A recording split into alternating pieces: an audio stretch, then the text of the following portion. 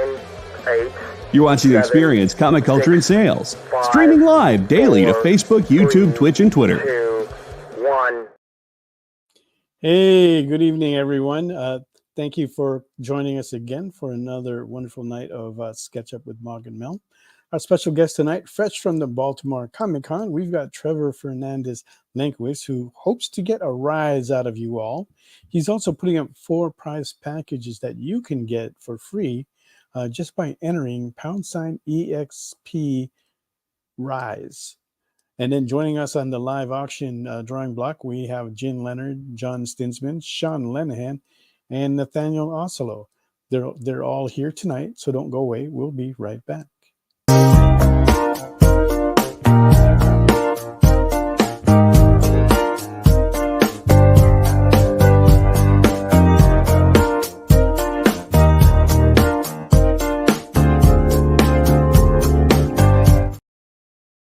Yeah. Hey there, everyone. Thanks again for joining us. Alongside me, the real star of this show, we have Mog Park, my talented wife, who likes to play left field. So, Mog, anything on your mind tonight? No. Okay. What are you working on? It's going to be Scarlet Witch. Okay. And the starting bid on that is $100. So if you want to get in on that, just go ahead and type your bid into the comments. We are taking bids after that in increments of 5 if you do decide. Don't forget to hit that follow button and share, like, and comment along with that, so that way we can continue to bring you wonderful programming on the experience, like Nick Barucci's The Original Art Show every Fridays at 7 p.m. Okay. Now, our special guest tonight is Trevor Fernandez-Lankowitz, and like I said, he just wrapped up Baltimore Comic Con. How are you doing tonight, Trevor? I'm good. I've had my late night cup of coffee to keep me in high spirits, because naturally I am just a sleepy guy all the time. So I want to make sure I could show up and afford you guys some type of smile, and I'm grateful to be here. Thank you for having me. Good. Thank you so much. Where are you anyway? I'm on the East Coast. I'm based out of Connecticut. Oh, wow. Okay, yeah. So yeah, we just briefly met you at Heroes Con. You had booked. We had arranged for you to be on this show tonight, but we had booked that before Heroes Con, so we made it a point to come by and say hi to you, and we were excited to have you tonight to share the projects that you have upcoming up. Especially you've got one that's launching soon on Kickstarter called Rise, and we'll be taking a look at that. But before we get into that, let's bring out our other guests, starting with Jen Leonard. Hey, Jen.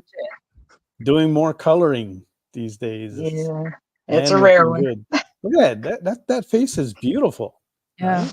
Thank you. Okay. And a starting bid on that is 110. 110. There you go. And that includes color And background. There you go. And background. So she's going to be adding a lot more to that. So if you want to place a bid on that, just go ahead and do so in the comments, and we will get to that. We also have another fan favorite is John Osolo. Oh, I'm sorry, Nathaniel Osolo. I'm sorry. You can call me Sean. John and Sean Osolo, that's fine. The reason is that I saw a comment from Nathaniel, and I was going, "Oh man, I read that last name. Sorry about that." All right, Nate, what are you working on tonight? I'm going to be doing a 8.5 by 11 Beetlejuice starting at $50. Okay, Beetlejuice is on the board, so if you want to place a bid on that, you can do so in the comments. I'm just going to get that into my system here. Thanks so much for the quick go. And we also have John Stinsman, the original Evangeline artist. Hey, John. Can you hear us? I can't hear you. All right, we'll come back to John. And then last but not least, we have Sean Lenahan. Hello. Hey, Sean, how's it going, buddy? All right. It's been a while. I know it's been a while. I'm going to have to like fix that. I've been pretty busy myself. This last quarter is usually not busy, but for some reason, we just got a ton of things going on this Good time. to be busy, right? Looking forward to seeing you next week at LA Comic Con. Yeah, I know. Are you ready for that? Yeah, we've been prepping. I'm going to be doing a lot of. I mean, I really like Halloween, so I made a bunch of Halloween artwork, and that's pretty much what I'm going to be trying to sell a lot of. And speaking of Halloween artwork, yeah, tonight I'm drawing a witch. So yeah, more Halloween artwork. Yay. Right. Okay. So you got a spell casting witch, your own original character. And what's that starting at? We're going to start at 60. $60, guys. So, and you can see that there's amount of detail already on there. Yeah. He's going to be working on that $60. Like sketch it on the computer and then I print it out and like, let's make it for real. And I also have this Chun-Li here. If anybody wants that, and that'll be like I don't know, let's say $50. $50. If you want that, just go ahead and say Chun-Li $50, and that's yours. Okay. Yeah. There you go. Let's get back to John here. Hello. Sorry, hey, buddy. How's it going, man? Good. Not too shabby. How you guys? Yeah, and doing well. So, what have you been working on lately? I know you got quite a few things going on. I just finished up this cover. I'm just going to flash it on the screen real quick. Okay. No screen caps. Finished up this. Oh, what is that for? It hasn't officially debuted, so I just want to do a quick little. What is that for? Can you say what that's for? It is for a new book called Fiducian. It's by our mutual friend, David Sandoval. Oh, yeah. We know David. So, yeah. Nice. For his book, and I have other things, so you can kind of take a guess at what you might get tonight when it's all finished up. But I'm working on Mary Jane. All right. Okay. And Starting Mary bid Jane 65. is 65? Okay. 65. There you go. If you want to place a bid on that, do so in the comments. Want to say hello to Matthew Lionheart. Glad to see you back here. Same thing with Kenneth Bird. Space Case Cards. Glad to see you here tonight. And Leonard Pig. Nice to see you too. Thanks again. Stevie B is here. Ken, good to see you again. Okay. So we got a lot of guys here tonight. Thank you all for coming and giving us a view here. And like I said earlier, don't forget to hit that follow button. Help us increase our followers, okay? All right, so let's go to Trevor. So, Trevor, you just got back from Baltimore Comic-Con. How was that show for you? It's good. I mean, the nice thing is it's always a pretty easy commute, especially now that I've been kind of going all about. So it's like an hour and 10-minute flight from me in Connecticut. So I always look forward to just like the ease of access, but also, Baltimore Comic-Con's put on by people that love comics, people that treat comics and its creators with reverence. So, I always go into that show appreciating it. I will say, I think that the show is kind of suffering from not really like capturing a hard date. Like in the 4 times that I've done that show, it's ranged by about 6 weeks. And I think it's having a hard time getting its footing back because frankly, like the last 2 years, I feel like attendance has been kind of rough. Last year, especially because it was the same exact week as XPX, which is another like cult favorite indie comic show in the same state. This year it was the week after, but yeah, it's I love it. I love the people that put it on, but I do think that it's starting to face some challenges by not having a date for people to look forward to year round. Like I think for the most part, we all know like New York Comic-Con's usually like the first or second weekend of October. And you can kind of like Heroes Con is usually around the second week of June. So yeah, it's getting tough. I don't know what next year looks like, but it was great to catch up with friends. Crowd in Baltimore is always amazing as far as like the type of person who comes up and wants to talk. But yeah, to be candid, it's been conflicting, I guess, with the audience. Yeah, I've heard a lot of good things about Baltimore, and I've been wanting to get out there myself, but it's just a matter of scheduling, and that's like a farther place for us to go to. So I always got to consider the cost. And what is for the Baltimore Comic Con? One of the things I heard is that it has kind of like an older feel of a con, right? Because it is more comic, creative, concentric. Do you agree with that? Yeah, for sure. I mean, I've started to do a decent range of shows, and it definitely feels like, for the most part, a show for like the older comic fan. Although I think it's got a pretty like youthful audience, all things considered now. But it's definitely aiming for more of that older group. Yeah, I mean, as far as like the way it's put on, like the thing I appreciate is that like the artists, the writers, the creatives are still the star of that show, which you don't really see very often, even though a lot of these conventions are titled Comic Cons, and Right. I can appreciate that. But yeah, I think that the difficulties that they're beginning to face are scheduling problems, and I really hope that they can put that together soon, because the type of show, the quality of show is obviously pretty iconic amongst us con-going creatives. I mean, it seems to be sort of on that laundry list of about 5 shows that every comic book creator wants to table. And as far as the type of event they put on, I think they always hold that candle very well. Right. Like Leonard Pig, sounds like you've been around a while. He writes, I miss when cons had actual comic book related guests.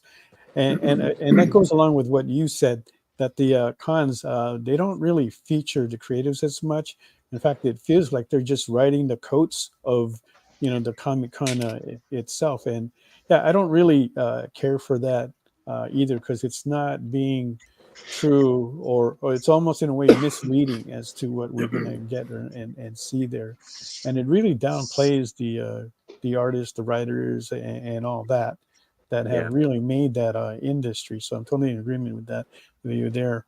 Now, in comparison, right, because Heroes Con is very, very creative centric there, and they do a lot of things that honor and feature the artists, with especially with their events in the evening. Now, how is Baltimore Comic Con compared to that, or how is that different, would you say? Well, I think, most notable is that they host the Ringos, which are sort of, I would say, are like the Golden Globes of comics, maybe the second most regarded award in our industry. So that definitely gives them like a major feather under their cap. As far as events, I think outside of that, it's tough for me to say, because frankly, like my extracurricular activities post con are normally me just like catching up with friends and kind of trying to just shoot the shit, have a good dinner, and a couple good drinks. But that's the highlights of the cons for us. Yeah, that's the fun exactly. part. So as far as how it competes with Heroes, it's tough, right? Because Heroes has like the massive art auction and like the drink and draws. So I think Heroes puts a little bit more focus on that as far as like the extracurricular outside of the con stuff. But Baltimore, I think having the Ringos is definitely something to and I think that they're also like, they help finance the whole event as well. So that's something to be appreciated for sure. Heroes is just a whole different animal. Like I think the closest thing I've ever done to Heroes is Thought Bubble out in the UK. Just like a very like almost I mean, Heroes is all comics, all creators, all artists and writers. Whereas Baltimore, while still putting that focus, still has sort of arts and crafts. And I think that's like a whole nother conversation, right? It's like the advent of like arts and crafts alley, and like comic book creators kind of getting priced out of artist alleys nowadays. But that fortunately is not as much of a problem in a show like Heroes, Yeah, Heroes is very very controlled. And I'm gonna have to give credit to what's his name, the guy that does it, Sheldon, right? Who's been doing that show since the 80s, and he's running it like pretty much the same way, and he's kept that feel and the atmosphere of how cons were back then. So really do appreciate that. Been wanting to get into that show for a while, and I'm glad that we finally did. We were able to get in too. So that was our first time there. Or actually, Mog has been there before, but not under her name. It was like way before she kind of got started in all this, right? But so now we were able to have some kind of a presence there. So it was great to see and feel that. I know, like some of the newer artists, they have like a hard time doing well at Heroes, and I think you have to have some kind of leg to stand on if you're going to do Heroes, because the people there are looking for established, or you're just like really good breaking in, and people are noticing you. Then that's a show that you may want to consider.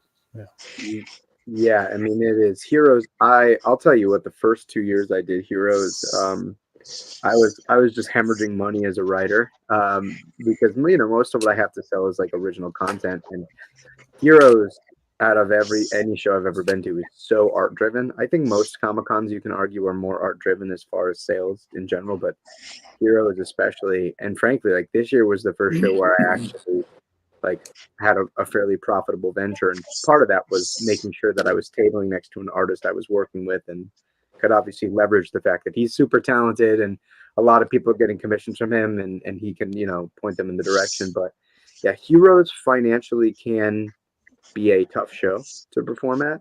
I think what really gives it a leg up is, one, if you can build that audience, it can be great for you. Like Ryan, my collaborator on Rise, had his greatest show of all time this year at Heroes.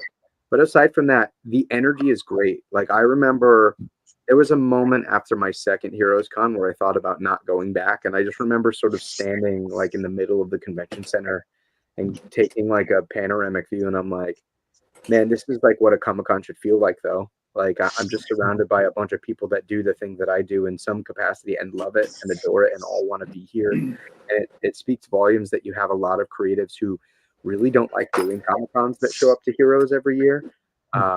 As far as like networking and forming relationships with like-minded people, it is hard to match that show.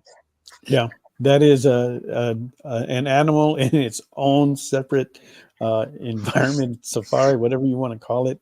It stands alone, right? And it would be nice if I think for me, in my opinion, from our perspective, we would definitely love to have more shows like that, where they're just more focused on the creatives, at least, for the writers, the artists, and everybody that's like involved in creating a comic book. Do you find that where do you have your best sales? What shows have you have your best sales at? It used to be, it was for the first 2 years, it was definitely MegaCon. That was huge for me. This past year, MegaCon was kind of rough. And I think a lot of it was where I was placed. Like I was right along the like super wide center aisle with the red carpet rolling down it. So, that's the space where, one, people are overwhelmed, and two, just looking to use that space to get from one end of the convention floor to the other because it's massive. And I think the same can be said if you're sort of on that outer rim as well, but particularly there, like that, it was the major throughway. So this year was kind of rough. Typically, it's been that show. The Calgary Expo, I've always had a great time at and made good money at. I think that province of Canada in particular has a lot of oil money reinvested, and the consumer based shows. I know it's going to be different in the future, but the 2 years that I did that show, it was Artist Alley and the comics people were sort of in a separate building. And I remember initially being super skeptical of that. But then you realize that you might see less volume, less traffic, but everybody that makes a trip into that building is looking for you, right? They want you. They want what you have to provide. And so on the other end of that, the amount of converted sales that you have is so much higher. Like I would say 1 out of every 2 or 3 people that I speak to at that show buy something, which that's I think at any Comic-Con is hard to say as a creator. Those have been good. Great shows. Yeah, I know this year everybody was talking about like Calgary. That was on the same weekend as C2E2.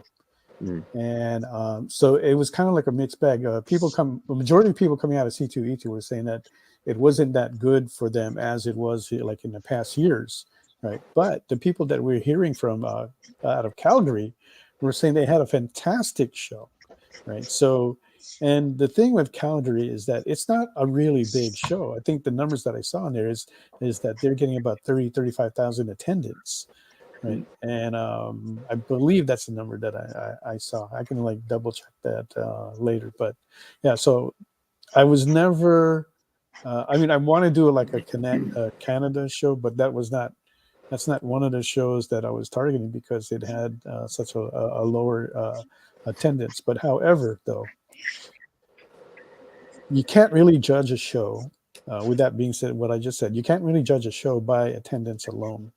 Because there are some shows we do where it's only like, only a few thousand or like 10,000, right? But like Calgary, the way how you're describing it is that people are willing to spend money, right? Yeah. So if you have a high percentage of people that are willing to spend money there, you can like really do well, right? And like. We've got San Diego Comic Fest coming up in like a few weeks. It's actually right after New York, right? That's a small show, a really small show. Yeah. But we do so well there because people want to spend money. It's like they've got money and they just want to fork it out on something. And so, that's something to consider about when you are like doing shows. Good to know. Good to know on that. All right, Yeah. 7. Calgary, though, I think Calgary does like around 100K. Is it attendance. okay? Yeah, because it's a 4-day show. It's one of Fan Expo's bigger ones. And okay, now maybe I'm thinking of the wrong Fan Expo show. Maybe Edmonton. Edmonton's in like the same province as the Calgary Expo. Okay. Okay, I know Edmonton is really small. I know that one is around like 30,000 because I was talking to somebody about that show.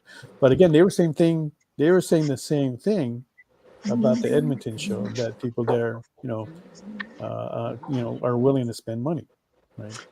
Yeah, I've heard the same thing. And in fact, like Calgary, I've done 3 of their shows in Canada. I've done Calgary, I've done the big Fan Expo Canada, and I've done Toronto Comic-Con. And by far, like Calgary is the one for me. And I say that as somebody like who could take like an hour flight and be in Toronto. It is an easy travel for me. Okay. But the type of consumer and the type of audience that you meet at that show is so passionate and so willing to pay for what you make. Whereas like Toronto or the large Fan Expo Canada, it is such a hodgepodge. Like it's so much more of like a multimedia show, and it can get overwhelming just because of the sheer. I think there comes a point where like a venue containing a high volume of people can just become like sensory overload for con goers, and a lot of people get sort of they slip through the cracks a little bit just because there's too much to pay attention to. I mean, I've come to over the last couple of years just watch people interacting in those spaces, and it is a little bit of an overload. And when after doing these shows, like a dozen of them a year, even sometimes when I step out from behind the table and wander around, I find like my eyes unable to focus, or like, even then, how many times do you find yourself stepping out to go like see someone who you haven't seen in a while, and you realize you've walked past their table like 6 times trying to find them? I actually make a list of everybody that I want to see or need to see, and I actually prioritize it, and I put it in some kind of order so that it will make it easy for me to hit people kind of like in a row as I'm walking around. And it's basically for that, because you will pass people up, right? Not being able to like see where they are at, and even sometimes then the way how things are numbered or the way how the aisles go, you can still like get lost. And that's what sometimes MegaCon is like that, because it's so huge, right? And we haven't done that show in a while, because even as good as that show is, right, there is so much talent there, so much. We kind of get buried. So we haven't done it in a few years. It has been a good show, but and we make money there, but it's just not good enough to against the costs of going there and staying there. It was kind of, before COVID, it was cheaper, but after COVID, things got kind of like expensive, right? So that really upped the costs for us, even though we were going in as a guest, right? And that's something also interesting, is that, and this is going to change for like next year, because Kevin Boyd, who runs the Artist Alley tables for guest Artist Alley tables for Fan Expo, announced that next year's tables, if you want in, you should have applied already. Okay, but the tables are going to be now 3 to 4 feet, so they're cutting your allotment of tables down to half. San Diego Comic-Con stuff right there. Right, Man. that's exactly like San Diego Comic-Con, right? So, and part of it, the reason is probably because they've had such a large influx of artists trying to come in there as guests. So now, if you really want to get in there as a guest, you've got to have you've got to be more established. You've got to have a leg to really stand on to get in there, right?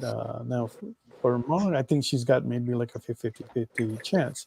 But however, with the things that we sell there, 4 feet of table is not going to be big enough. Yeah. Right? So that's something that I'm gonna have to reconsider and probably move into just purchasing a regular Artist Alley table, just so that way we could have the full 6 or 8 feet of what it is. Yeah. But that's going to be like interesting to see what happens. Yeah. All right, so let's go around the room, and let's take a look at where everybody's at in their artwork, starting with Mog. Okay, she's got the Scarlet Witch faces up, headshot there. Very nice. Good. Can't see the body yet. And she's got herself on mute. That's okay. Let's go to Jen. Looking for a bid of $100 on that Scarlet Witch. Who? Scarlet Witch. Jeez. And we have Black Cat here. Wow. Looking sharp already in the colors. Mm-hmm. Got a Beautiful face already. Eyes too. My eyes go straight to her eyes before it takes in everything else. Good start on there. Looking for a bid of 110 on that. And then next we have John. Ready? Yep. We got. Woohoo! Look at that. Go be Mary Jane. Wait till that hair gets colored. It'll look just like her. her. Then she's gonna look like that. Yep. And then it's gonna pop. Right. And let's see what we are looking for a bid of what was it, 65, was it? Yes, sir. 65 on that. 65. Anybody want to open that up? John's gonna fill that up, make that look really nice. All right. Now next we have is a spell casting witch from Sean Lenahan. Hello. A lot of detail in there. Yeah. He's working it. Just working it. I agree with you, Matthew. MJ looks hot. She's looking good. Yeah. And this witch is looking good as well. Yeah. But I also have that. You bid on? I also have that Monsters Inc. Monsters Inc. Is our new Kickstarter from Ink and Drink. Nathan's on there, or Nathaniel. He's on there as well. All the Ink and Drink guys, and the link should be in the chat. And we are over a third funded, but yeah, it's over 31 artists from around the world, all doing monsters of their own choosing. And how many pages is that? It's 64 pages of monsters. Cool. And and what's the price you're looking on for that book in your Kickstarter? Well, the lowest is for the book itself is 20, and we have a little special thing going for we have 20 for 20, and the first 20 people that buy the 20 for 20 get it signed. I'm gonna have a bunch of people from Ink and Drink sign it that participated in it, and then those are gone. But we also have PDF version. We have one with stickers. We have one with stickers and prints. Then we have like a super like King of the Monsters version where it's going to be that book and then 3 other books by Ink and Drink that we're going to be republishing just exclusively for that. And those will be signed as well. It's a lot, but I'm excited about it. All right. And JD's posted the link in the comments. So if you want to take a look at that, there you go. Give that a view, back that if you can. Help me out, man. There you go. This is my first You'll be Kickstarter. supporting, how many artists are on there again? 31. 31. Yeah. Man. From and America, he's got them from all over the world. Yeah, Australia. A lot of us are based here in Long Beach, but yeah, really, really awesome artists. Erwin's on there if you guys are familiar with him. So is Philip. Just a lot of really cool artists, man. Good friends. Cool. All right. Bridgeport writes, hey, Matt, just letting you know the pages are now being colored by my artists for Blood of the Night. Check that out if you can. Okay, and then we also have Nathaniel, who's working on Beetlejuice, looking for a bid of 50. I want to thank Stevie B for that bid on awesome. The Black Cat from Jin. So we got that initial bid of 110. And look at this Beetlejuice right here. Looking for a bid of $50. You want to do that? There you go. And if you haven't seen Nathaniel's work, then you're going to be in for a surprise because he puts a lot into it. All right. So on that note, we'll be right back after this short commercial break. In a world where you hit like and subscribe on our YouTube channel, that'd be really great. Thanks. By this time in our journey, we had been on the trail of a very elusive creature for about 96 hours. But all the hard work is about to pay off. Oh, crikey, there she is. Oh, by the markings, I'd say this one's at least a 9.8. Oh, she's a real beauty. A true mint copy. Oh, this one would make a fine slab on anyone's display wall. Oh, she's a feisty one, though. Look out, look out! Mint Hunter Comics is the place to find that mint comic you've been searching for. Mint Hunter Comics, Tuesdays at 8 p.m. Eastern, part of the experience. Whoa. Whoa. Did you miss it? Yeah, they can go by pretty fast. Let's slow down the footage. Welcome. It's time to skim some comics. Miles Morales Spider-Man, I will just tell you that Miles is very important in his role as a vampire. So it's fine. If you like Hercules, read it. If you don't like it, don't worry about it. It's fine. The art is still stunning. There's a panel, little spoiler, there's a panel in this where Chitauri first hits Lion-O, and he is the best "did she really just hit me" face I've ever seen put in a comic book. Wow, live reviews of new comic books so you can be ready for New Comic Book Day. What is this? Oh, I see. It's Minute to Skim It. Part of the experience.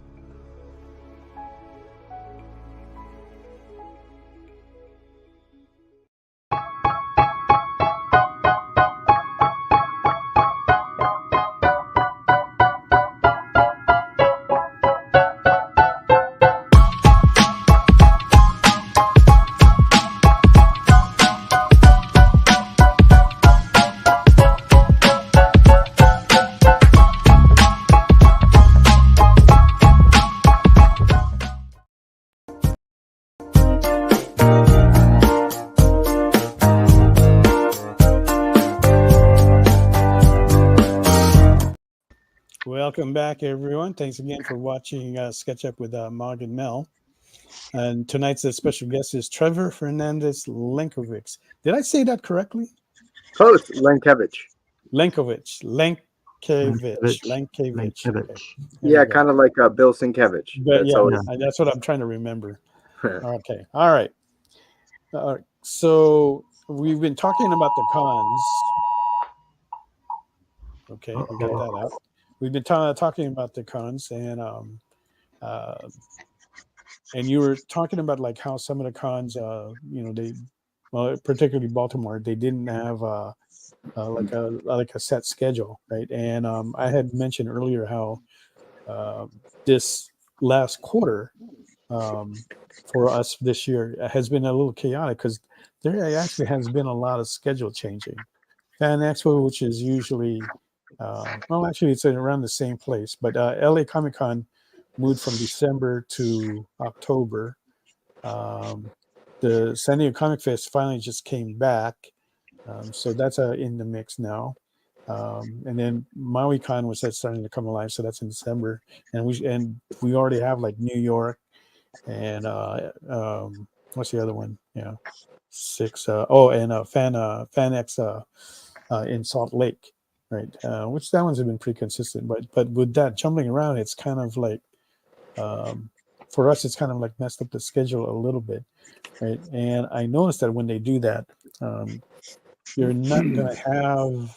It almost seems like there's going to be like a reset in a way. People have to adjust their scheduling. They have to decide how they're going to get there, or if they can take the time off. And same thing goes with the artists as well, right? Amazing Hawaii, who was originally scheduled in February, had to recancel and reschedule it for November, and now they don't have as much of a lineup as they had planned. I think it's still going to be a good show, but it's not there like they were planning. So hopefully they can have a really big one and be able to book the guest artists that they want for next year. But that does kind of like screw it up.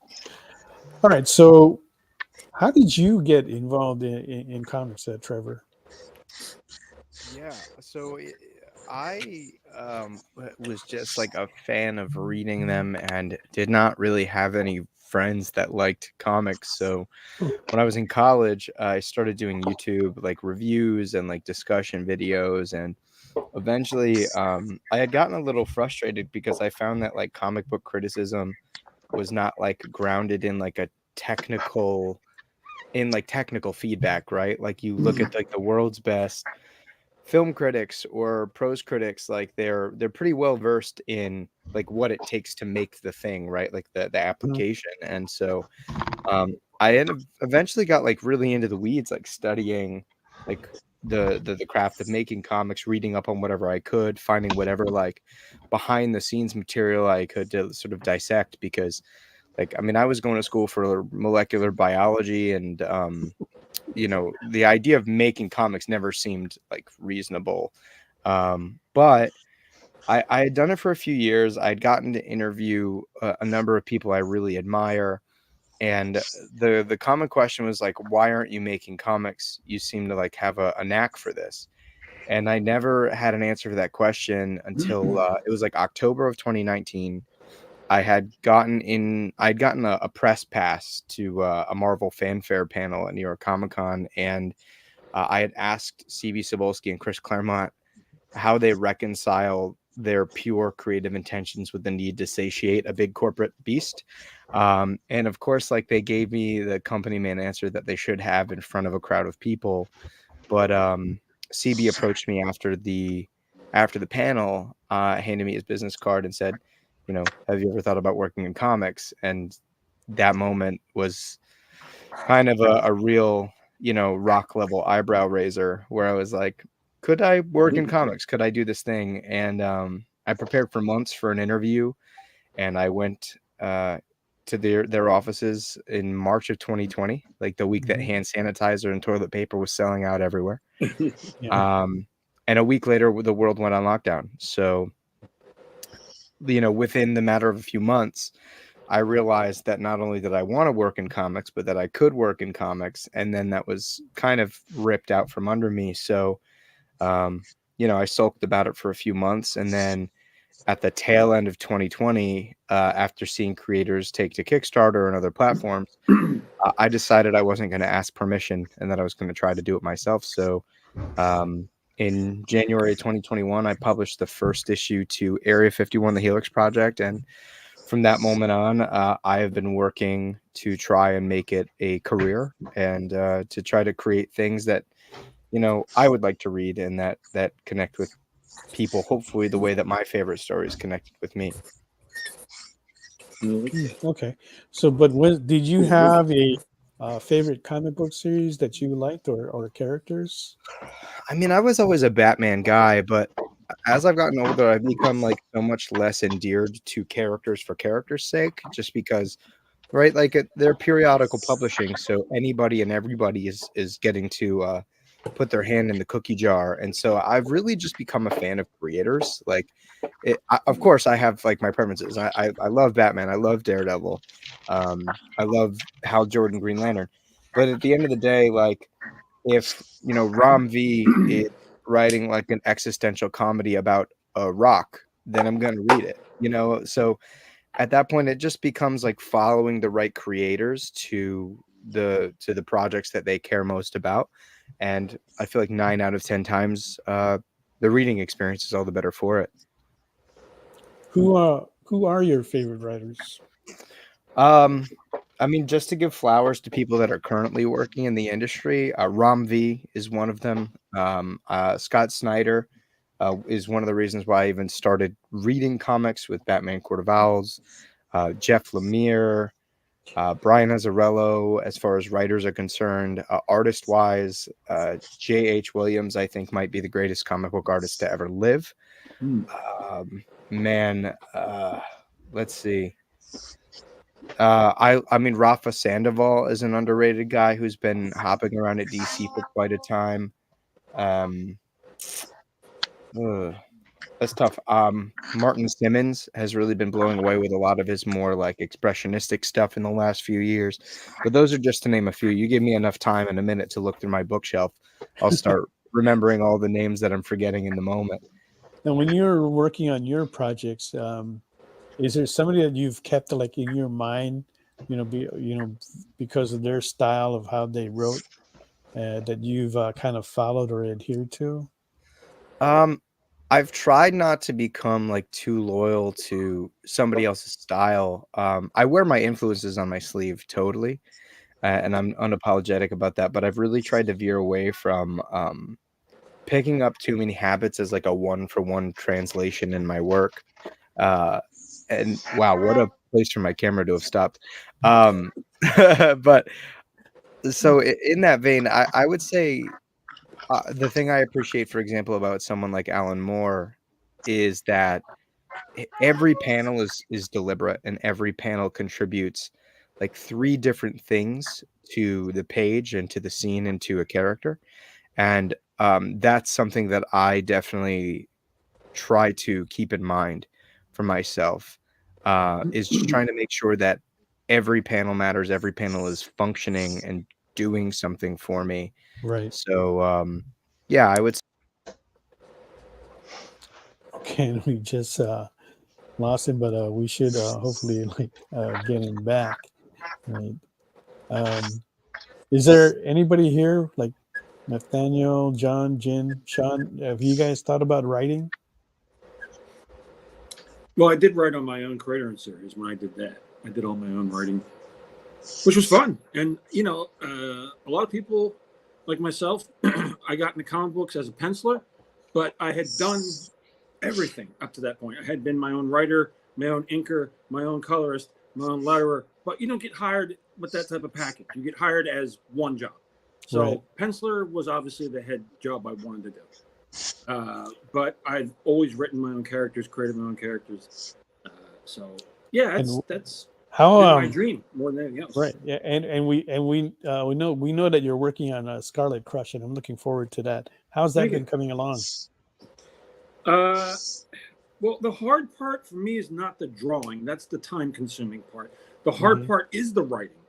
And I'm giving myself enough time, sort of in freedom, and I'd like to take walks and do things like that to get my mind clear. And all of a sudden, stuff just comes in, and I go, "That's cool. I like that. Oh, that could do. Oh, that's going to fix that problem over here." Yeah, you So I can't. just give It's myself hard enough time to do that right now until I feel like yeah, it's ready to. you can't come up with a story overnight, and At least I not the haven't heard it building done of. too often. Like once you kind of get into the story, it kind of writes itself. But when you're sort of putting the building blocks together, you really want to make sure that the foundation of what you're writing is going to sustain the dream that you have of what it'll grow into and become. So you have to make sure that foundation is secure and as solid as it can be. So that I give time and respect to for sure. Right. Hey, so Trevor, did you start taking writing classes? So yeah, funnily enough, around the time that I had gotten the opportunity to interview at Marvel, I mean, I was like not a big reader growing up. I had no attention span whatsoever.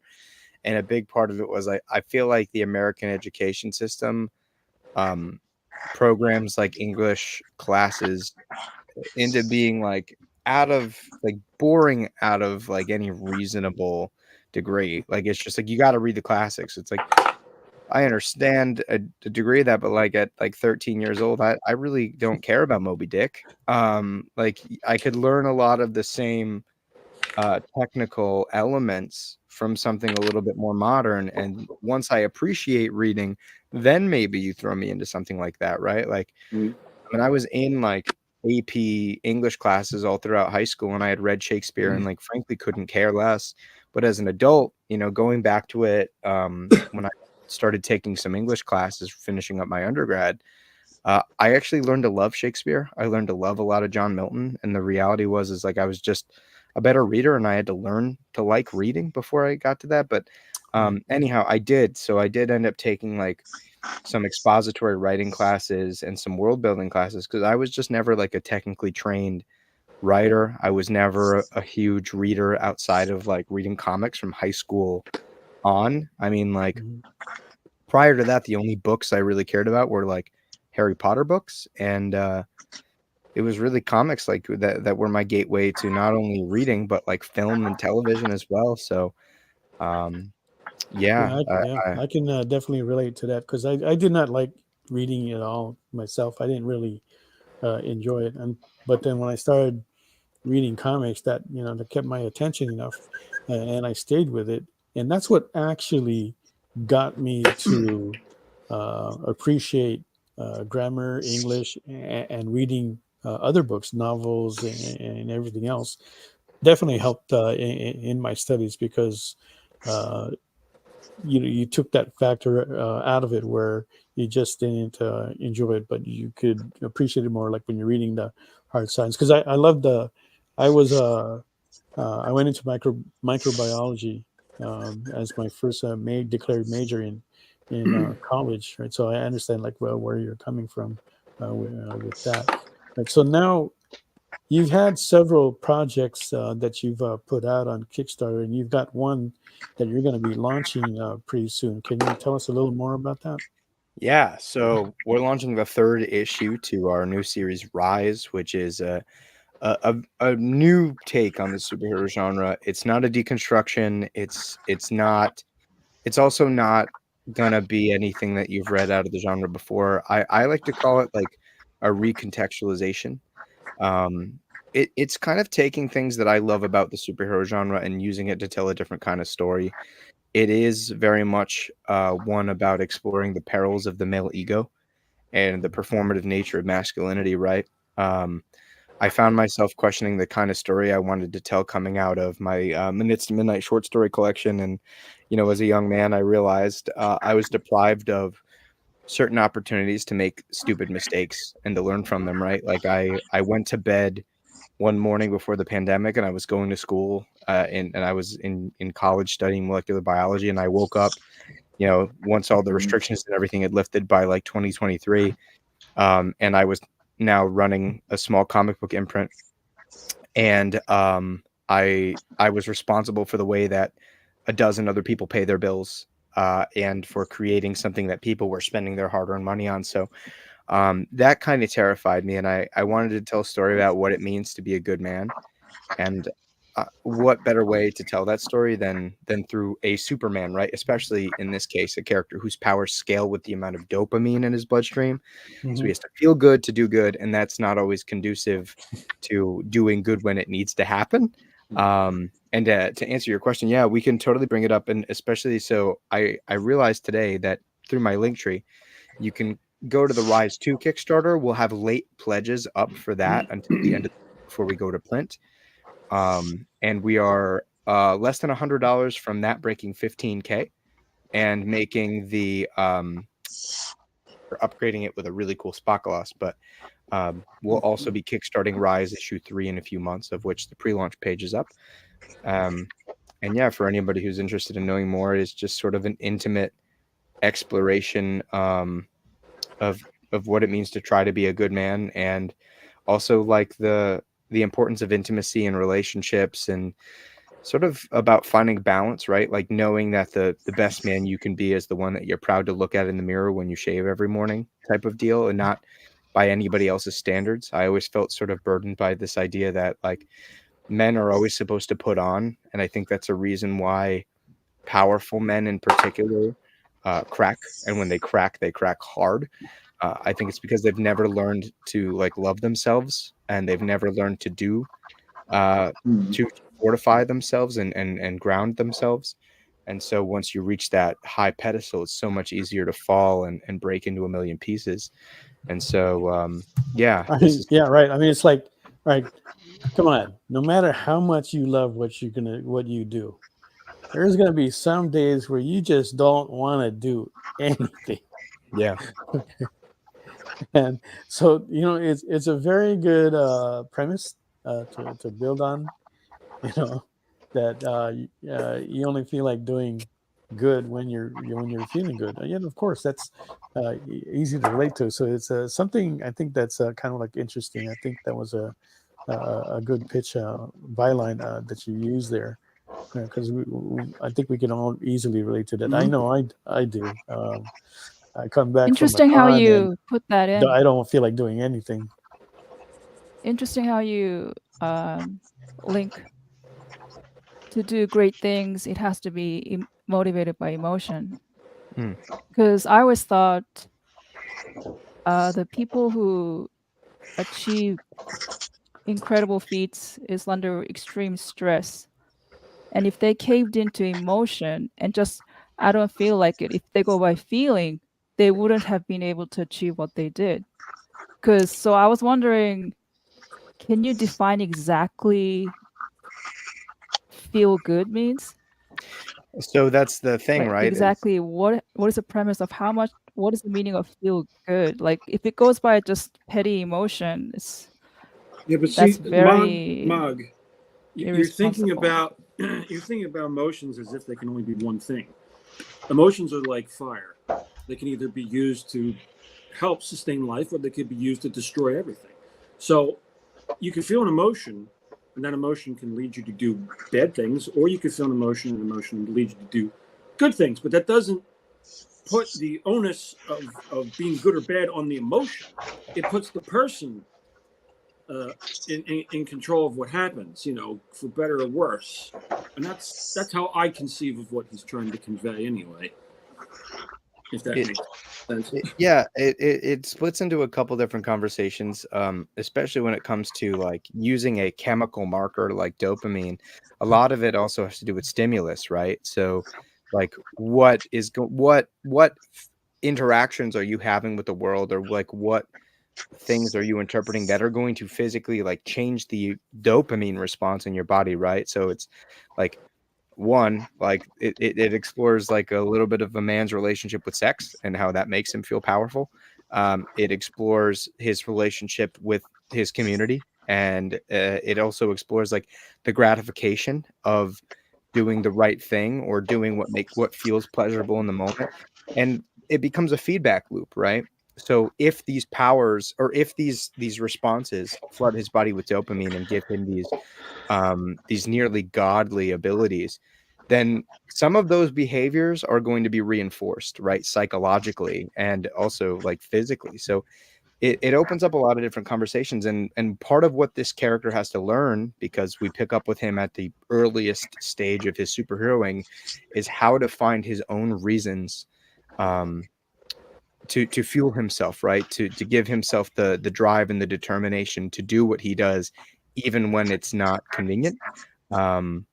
So yeah, we explore that in a couple of different ways throughout the course of this series, how he's affected by his own selfish intentions, how he's affected by his relationships with other people, his relationship with sex, so on and so forth. Yeah. The human body is very, very complicated. I mean, I've even heard like, the amount of light that you get into your body in the day can affect dopamine and your hormones. Watching pornography, watching just about anything, just sitting out all day inside playing video games can affect actually, your chemicals and everything else inside of you, and have those highs and lows.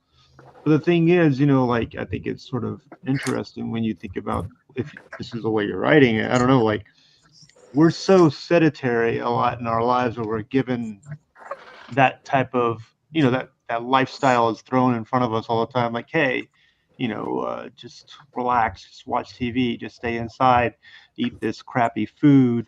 You don't need to try to take it. I mean, I see more and more people actually trying to take care of themselves these days. It's like becoming a thing, but the majority of people, they just want to just do that. Just eat the crappy food, drink my beer, play my video games.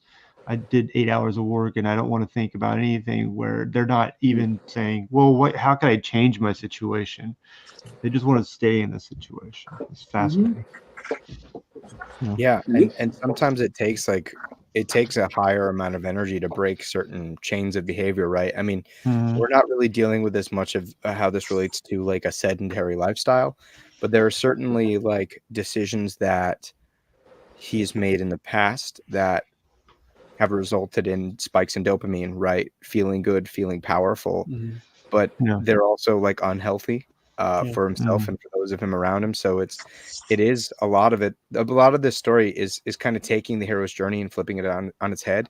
It is really kind of about a man who before he can actually become extraordinary, he has to ground himself as a person, as a man. And so yeah, this is this story, I've really come to love it more and more as we get into it. And I remember the early days just being wildly anxious about writing this project, because I never wanted to do independent superheroes, because I find that more often than not they come off as like cheap imitations or fan fiction. And while we're certainly playing with like certain aesthetics and certain motifs in the superhero genre, I wanted this story to be about a character named John Prufrock who needs to learn about himself and how he can make himself the best in order to do the best. And yeah, that is ultimately, like, this story is a character drama under the aesthetic of a superhero. JD's brought the Kickstarter up there so you can take a look at it. You can see that it has nice, clean art. It's close to breaking $15,000, $98 more to go. Now, but the number that's impressive that I always like looking at is the number of backers, and that's a lot that you have on there. Right? That's what is that? 309, 399. Yeah, that is a good amount of backers to have on and on any Kickstarter. To me, that's like I said, that's the number I like to look at, because then that tells me how many people are really interested in the book, and which for me translates that there's more people interested in the story and not just the art itself. Okay, but yeah, if you want to get on here, back this project up. It looks really good. Sounds like a good story, and definitely something I'm going to go ahead and take a look at and consider myself. Thank you. Yeah. Okay, so we're at the top of the hour here, so let's take a quick go around the room and see where everybody's at, starting with Mog. She's working on Scarlet Witch, looking for a bit of $100 on that. She's got most of the work done already, and I think she's going to add a little more to that. So if you want to place a bid on that, do so in the comments. Next, we have John, who's working on Mary Jane, looking for a bid of 65. Oh, Ben, he's got the hair colored. Oh, she's looking pretty sexy there. Yeah. Okay. Got her Spidey nightie on. Yeah, my eyes go to her eyes, but that is me. All right, and then now next we have Jim, who's working on a colored version of Black Cat. Stevie B has a bid on this at 110, so we are looking for the next bid of 150. Again, beautiful face, beautiful eyes. That's where my eyes are going. I mean, that color just is mesmerizing and mysterious looking. Next, we have Sean, who's doing a spell casting witch in lieu of Halloween coming up. Yep. A lot going there. He's got the pumpkins. He's got her reading a spell. She's casting one. She's got her wand up. It's getting ready to fire up. Looks like a couple of spooks in the background too. Right. Looking for a bid of making a boyfriend. Actually, Ilya's got a bid on this one already for $60. Good job, Ilya. Thank you. Yeah, you like that? She's making her own boyfriend. I love it. Right, I need one of those. I need a good man. They're hard to find. Right, and then you also had a Chun-Li. Yeah. You wanted to take a look at that. Looking for a bid of $50, and that's a very good looking Chun-Li, I have to say. Mm. And Ilya might be looking at that. Okay, and then next we have Nathaniel working on Beetlejuice. Which they just had the remake of the movie. And as you can see, Sean too has a lot going on in there as well.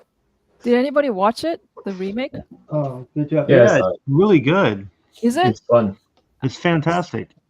A lot of people were like, "Oh, it's just going to be like the original," but no, it's fantastic. Okay, yeah, they did some different stuff. Because I love the original, so I didn't watch it on purpose in case they ruin it for me. No, they did a really good job, I think, with this one. Mog just recently watched the original. I've been telling her like how good it is, and she finally watched it. So now she can watch this. Sean, Chun-Li, Ilya wants it now. Oh, you want it now? So Ilya is going to. There you go. Chun-Li is going to Sean. There you go. Walking it over. Okay, everyone. And on that note, don't forget to support our Kickstarter. There you go. And please, we had posted up in the comments later, so go ahead and take a look at it. We can go ahead and post it later. And on that note, we will be right back after this short commercial break. All right. Twitch, it's not just what happens when you have too many energy drinks anymore. Check out our content over there too.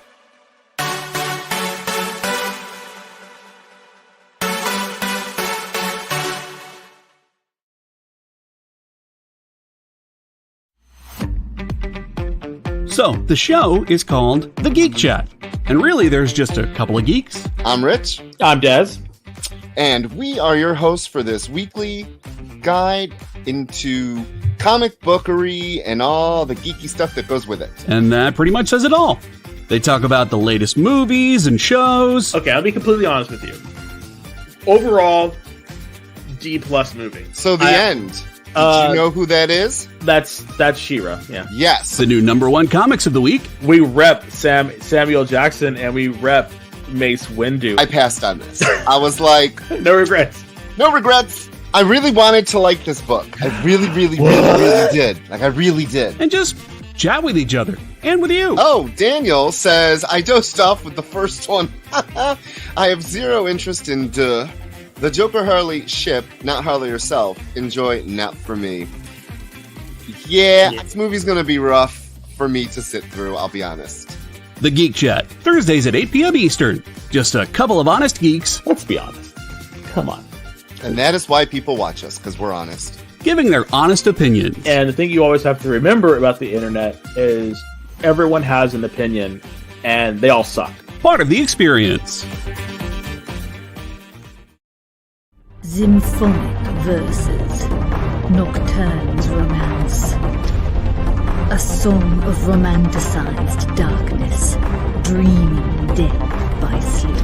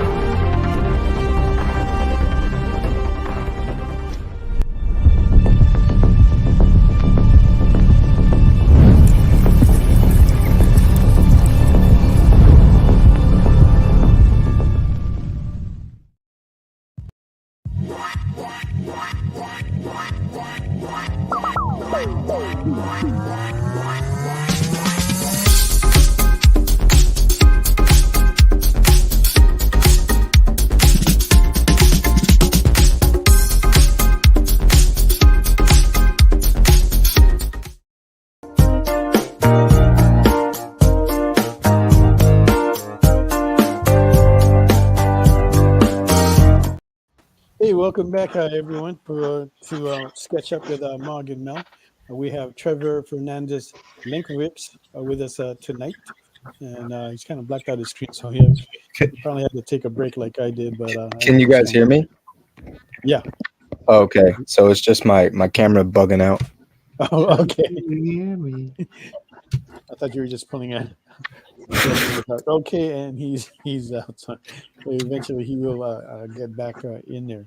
Yeah, we were talking about like feelings, and it is a human characteristic that has confounded a lot of people. It's hard to control in some instances, and it can, and you will get a ton of different reactions from any kind of mix that you want to go ahead and test for that. It's never ever the same. So there's a lot that you can do with that. So you've got, what other projects do you have under your belt, Trevor? Yeah, so my first series went against every piece of advice that I had ever seen, in that everybody's like, do short stories, go be in anthologies, do whatever. That stuff. I did a 6-issue mini series for the first 2 years of my career called Area 51, The Helix Project. It is a sci-fi thriller about a half extraterrestrial boy who becomes driven to uncover the circumstances surrounding his father's murder. It sends him spiraling into the jaw of this Cold War genetics conspiracy project deep beneath Area 51. And if he's to make his way out alive, he's kind of forced to wrestle with some twisted ghosts from his past that challenge how he understands, I guess it challenges his understanding of really what it means to be human. It was me trying to take advantage of my background in school to use some of my science to weave throughout the science fiction, right? Like, I love fantasy, but I hate when sci-fi is just fantasy with like blinking lights and like weird textures and metal. Like, if sci-fi is going to be sci-fi, there should be some degree of science in there. So really what we did was kind of tell a story about reconciling identity with memory and with loss. And we did it over the course of those 6 issues. And yeah, it was a very exciting time for me. And I love looking back at the amount of growth between those 6 issues for me as a writer, as not just a writer, but a comic book creator, specifically learning like the specificity of the media and what you can do in it that you can't do elsewhere. So yeah, there was that. And then right after that, because of my educational background and being very transparent around that in the marketing and in press, I was like, I'm not going to do sci-fi. I'm not going to do anything science related because I don't want to be pigeonholed, because I know that's what people like to do, put you in a box. So I did a collection of 4 short stories called Minutes to Midnight, The Hour Between Life and Death, all tied together by this theme of perspective, the notion that on the precipice of a new day, what you choose to take with you from one into the next is the determination between life or death. So I got to do 4 stories that are disconnected.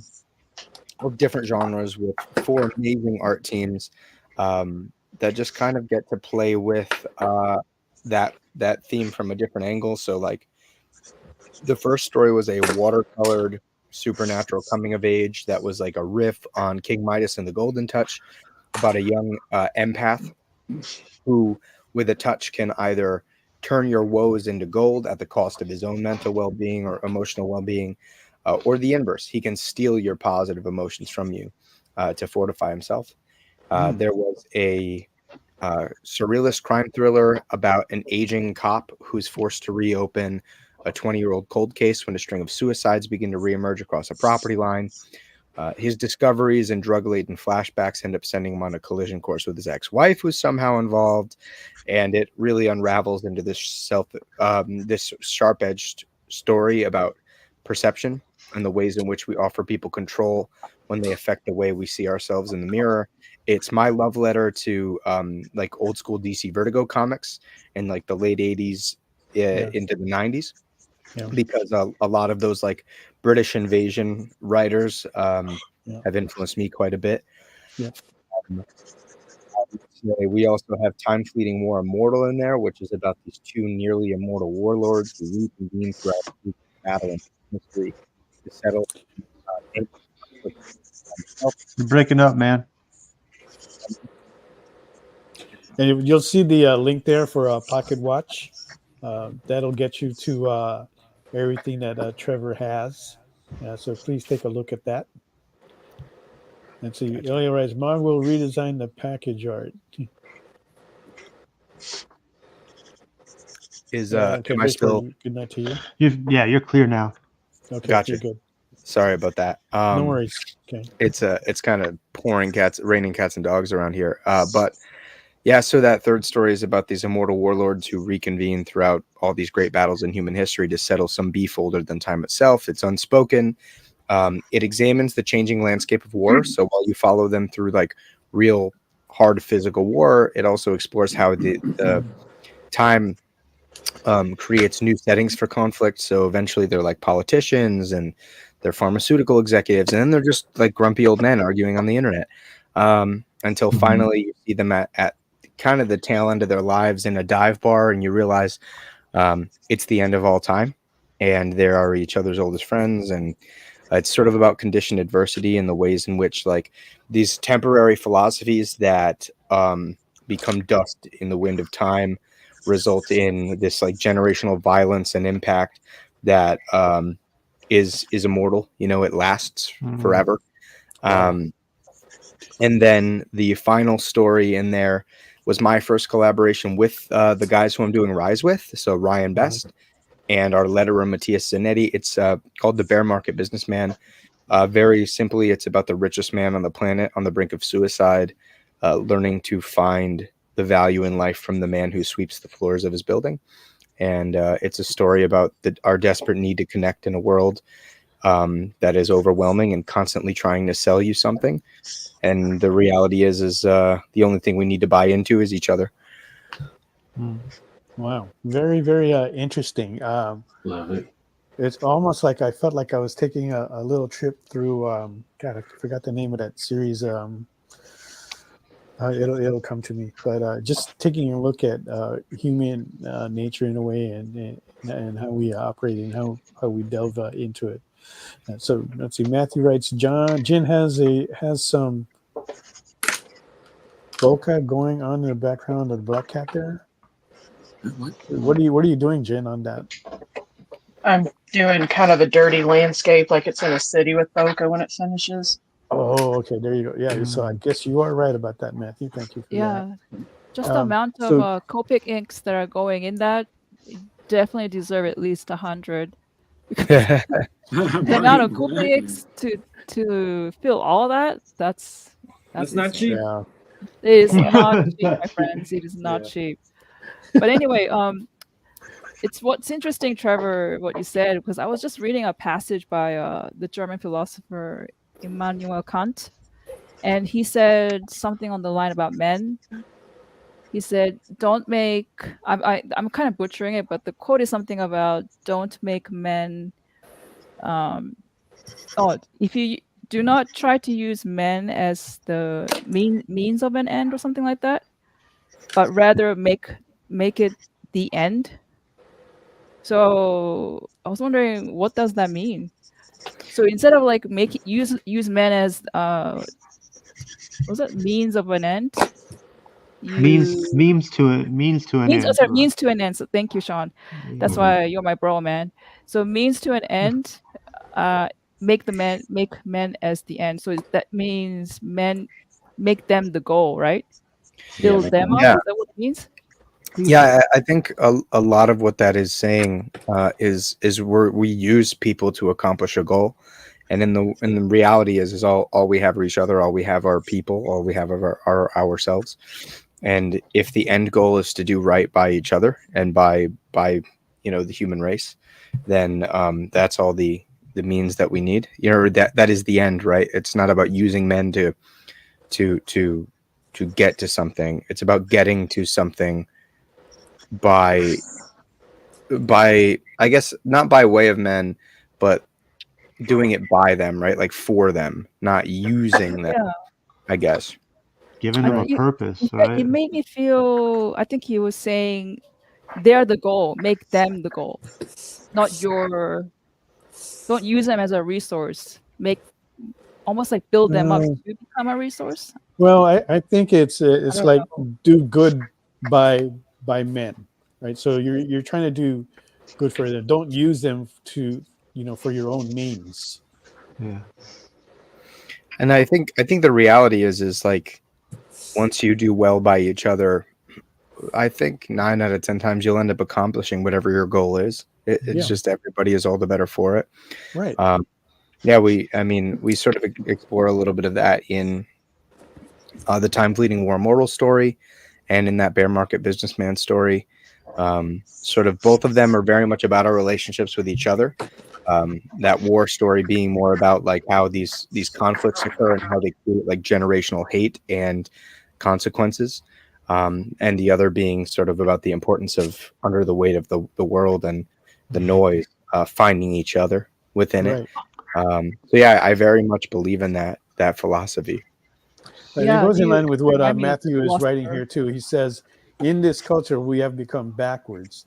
In the past, we used things and valued people. Now we use people and value things, and the end is empty. And he is so right about that. Yeah. I forget who said that, but I recently had read that somewhere else too. But yeah, I do that. It's our values have become topsy turvy. It's flipped on its end.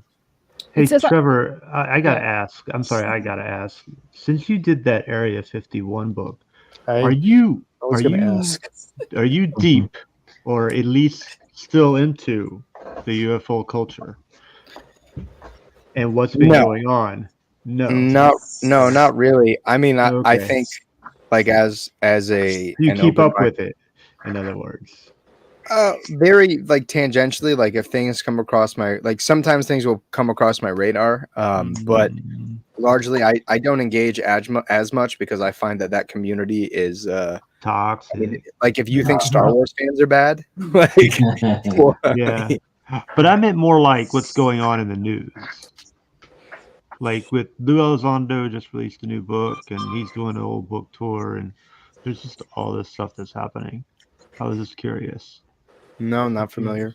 Yeah, I know where Sean is going with that because it's taken a more that topic is becoming more prominent in today's culture, and so it's amazing that when you talk to people, especially if they mention UFO Area 51, they tend to be right, but yeah, and we've had our own discussions here. It's been a while since we've touched on that subject. Yeah. But what is interesting, if you're really interested in that, I think the first Friday of every month, Timothy B. Fling, who is also a writer, has a podcast, and he's got Todd Tochioka, I think, is one of his guests, where they do discuss that topic in depth. So I've been meaning to get on there, Sean. We should probably consider getting on that. Yeah, let's do that. Who's the guy who wrote the book that just published? John? So that's Lou Elizondo. He came out in 2017. He used to be the head of ATIP for the U.S. government, which they were given around $2 million plus to research unidentified flying objects. Yeah. And that was by, I can't remember the name of the guy. He was a senator and head of Congress, I think, a senator from Nevada. And yeah, but this is his book, because in 2017 he came out saying, the phenomenon is real and we've been studying it and blah, blah, blah. And there was a lot of backlash from the Pentagon. But now he just released a book, and it's actually, I read it, and it's very easy to read, and it's pretty well, informed. Anything like new that you didn't know before that was covered in the book? Well, it's sort of like odd because when it's military, they always want to talk about the technology, right? But what's interesting about this time now around is that he's acknowledging abductions, and he's also acknowledging like different species of aliens, not acknowledging like saying they're real, but more like abductions are real. But the species thing is what they've reported they got back. There was a case that happened in Colares, and I think it's in Brazil, Chile or Brazil, right? And there was a whole thing where he got into a meeting with one of the generals that were from Brazil, and they talked about this incident that happened, I think, back in 1996, where there was a lot of sightings, but not only sightings, like people were being abducted and tracked and attacked by these beings. Yeah. And In they what were time again? 1990 something? around 1996, and it's well documented. And That yeah, sounds like just the movie Signs.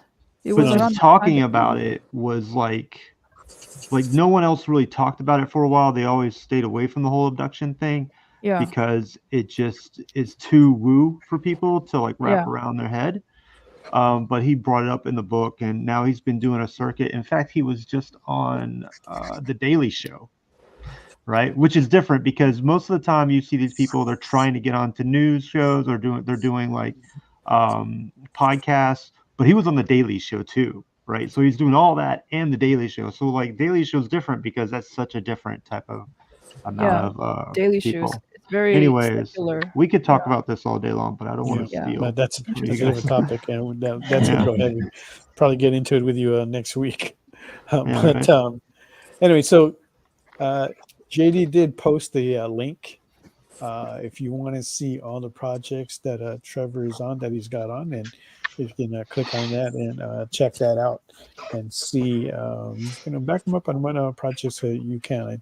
Listening to him tonight, I think it's going to be very, very interesting. Is his take on the stories and what he's exploring is going to make for an interesting read. So before we go on break, let's go ahead and now take a look at what everybody has going on the artboard, starting with Mog, who's working on Scarlet Witch, looking for a bit of $100 on that. If not, this will be going to New York Comic Con in a couple of weeks.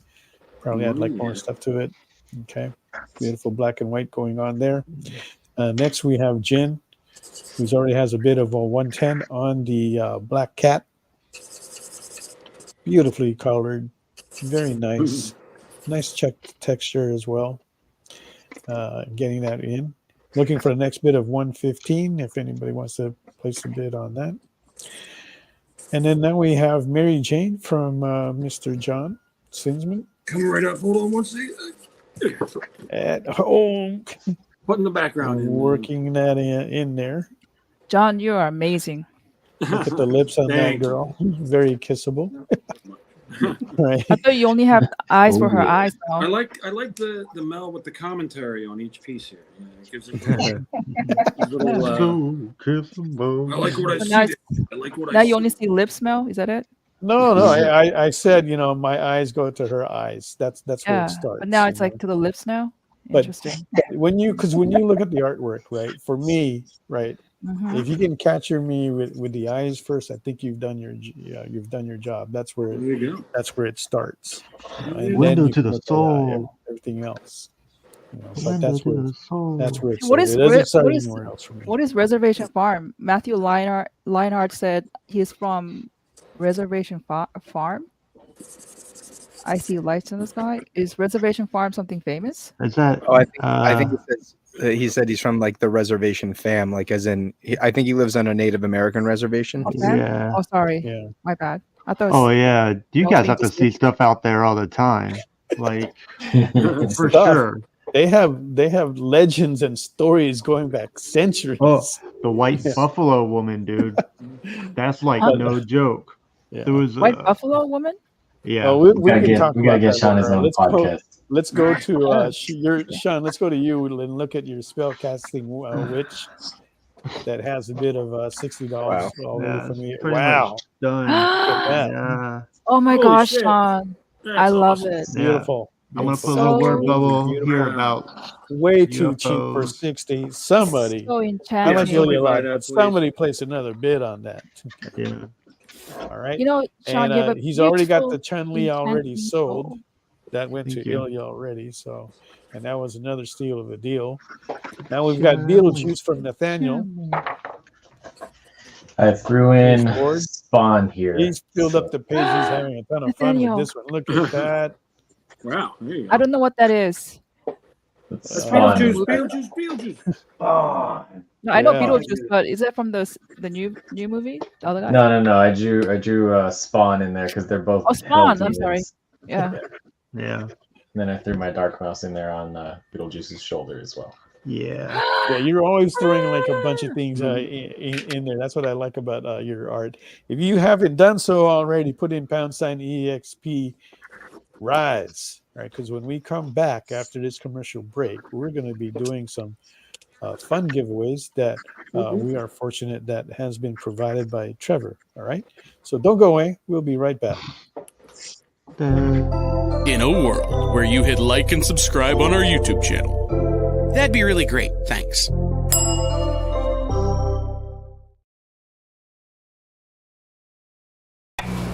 Some comic live streams seem like they're just throwing everything at the wall. Hey, you want this unknown comic? Yeah, here, how about this boring one? Found this one in a rain gutter, give me some money for it. I know this looks like a rotting sandwich, but I swear it's a comic. Pay me!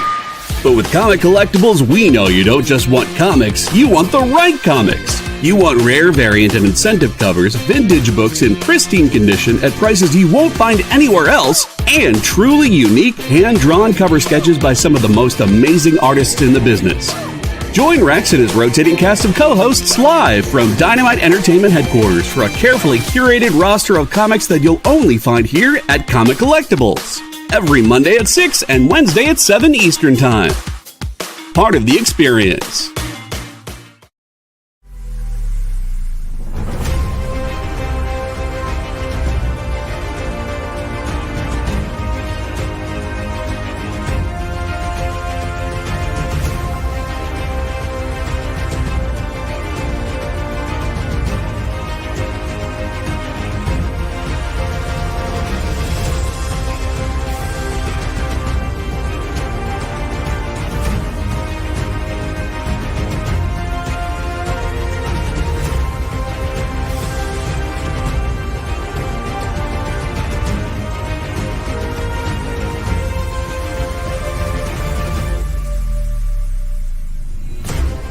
Ask your local comic shop to add Battle Quest comics to your pull list today.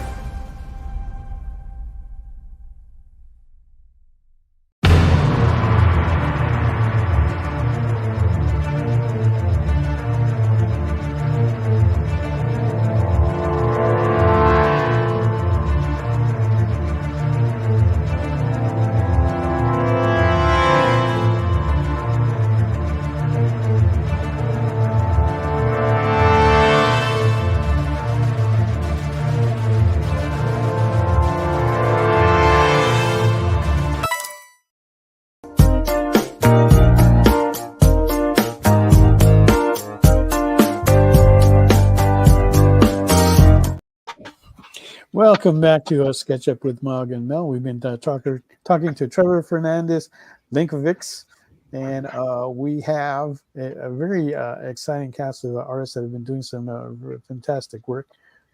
We'll be taking a look at that later.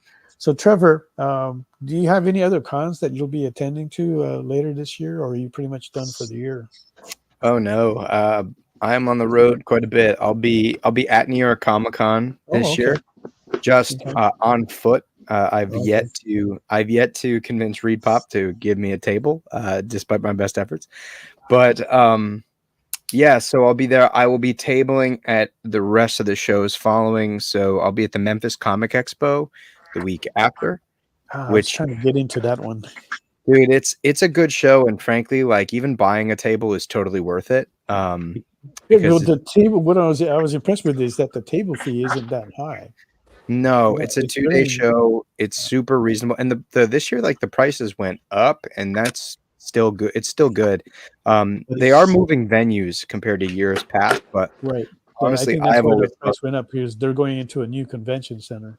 Right? Yes. Yeah, they're in the center of Memphis now, whereas before they were sort of on the outskirts in an agricultural center. But it's a great show. The people are so kind, so friendly. They get great guests. I love that show. It's just one of my favorites every year. How did that happen? Like that's a show that's kind of like comic concentric from the way I've been like reading it. Is that right, or do you feel the same? How's that? Absolutely, it's comics focused for sure. Okay. Yeah, it's honestly, I would even tack this show onto the answer to your question prior about just like great performing shows. This is certainly up there. It's pretty inexpensive to stay in Memphis too, which helps. Yeah. So overall, like the value proposition of going there for me, very high. This is crazy. That's to what me. I was kind of hoping that they would accept us too, and I was willing to pay for the table as well because it was pretty cheap. And one of my best friends actually lives there, so I told him, hey, if I come there, I want to stay at your place. And he said, no. Yeah, problem. this is crazy to me because I grew up in Memphis and I cannot say anything positive about that place. Wow. Anything. Racism out the door. The second I stepped out, people were just staring at Annie like left and right. It's like they'd never seen an Asian before in their life. Okay. And I'm just like, but you guys are blowing my mind. I've never heard anything like that before. Well, I'll have to agree with you on that, Sean, because I have gone through Tennessee as well, and I have had that feeling as well. They wanted to know, what are you doing here? That kind of thing. Like they just wanted kick me out. But I've made quite a bit of friends from the area now, so I'm hoping that if I just stick to them, I won't get that feeling as much. Right? But we're going back to see family soon, but I'm just surprised they even had a Comic-Con still. It was in some Sheraton last time I was there, and that was it hasn't. I don't think it's been around that long, right, Trevor? I don't know. I mean, it was around pre-pandemic for a few years for sure. I mean, if you excise like the two-ish years that like nobody was doing conventions, I think they've done between like 8 and 12 of these. But I'm not too sure. Also, to follow up, if Mel, if you and Mog want to do that show, I have 2 tables. So if you wanted to talk about maybe going off camera, I'm not overly beholden to holding on to that second table. Okay. Nice. It'd be kind of tough, but I'm gonna take a look at it and see. Yeah, and the nice thing is like when you buy 2 tables, you automatically get a corner, which I like. So the value proposition, for me there is to get that, and usually I have like an assistant come with me to that show, and it looks like it's not going to happen. So I wouldn't mind giving up that other table to you guys if you wanted it. All right, we'll talk after the show about that, and I'll take a look at it. I'll have to refresh my memory on the on that stuff, and we'll see. Right, but besides that, is there any other shows you're going to be at? Yeah. So then I'll be at Thought Bubble in the north of the UK in November. That'll be a lot of fun. I believe like a week or so after that, I'll be signing at the Forbidden Planet in Glasgow, Scotland. Oh, okay. Then Wow. maybe Good one store, other. good store. Yeah, and maybe one other in London if we can set something up. And then I'll be doing That's all in November, right? Yes, that's all in Yeah. November. And then I'll be doing my last show of the year, GalaxyCon Columbus in Ohio. It's my first GalaxyCon. I've never done one of those. But since I wasn't able to do Calgary this year, I really wanted to do one more show and just kind of took a risk. Yeah. It's good to change up the shows that you do. And, I do try to do that. And so that's something that I'm going to consider as well. Because Galaxy shows I haven't done, and they've got several of these around the country. They're starting a new one. I don't know if it's already gone by. I think it has, but another one in San Jose this year. They've kind of taken over the Simi Valley show that used to be there, which was a good show before, but faltered in later years. Right. So, all right, that's good to know. 8:36. Let's do the giveaways before the time runs out on us. We've got some exciting giveaways. If you haven't done so yet, put in #EXP Rise. Okay. Now, for our very first giveaway, it is an Area 51 Helix project embossed second print with the Helix project stickers as well. Who's the artist on that book, Trevor? The cover art is by Adrian Bonilla with colors by Marcio Fredi. The interior art on that book is by Marcelo Salazar, also with colors by Marcio Fredi. Okay, there you go. And that's the anthology book, right? No, that is the first issue to that sci-fi series that I did. It's the sci-fi series. All right, there you go. Yeah. And that edition, what's cool is it's got some behind the scenes features in the back. So you get to see the raw inks to the cover with all of my coloring notes. And then there's a director's commentary page as well. But like I said, like you had mentioned, one of the cool features is that cover is embossed. So the outline of the smoke and the figures is all raised. Okay. There you go. All right. Well, I feel like this is like the deluxe version where you get the director's comments and some added features, right? So that's a great one to have with that special feeder embossed feature as well. All right, let's go ahead and roll for this, JD. Let's see who's going to be lucky enough to get this prize package.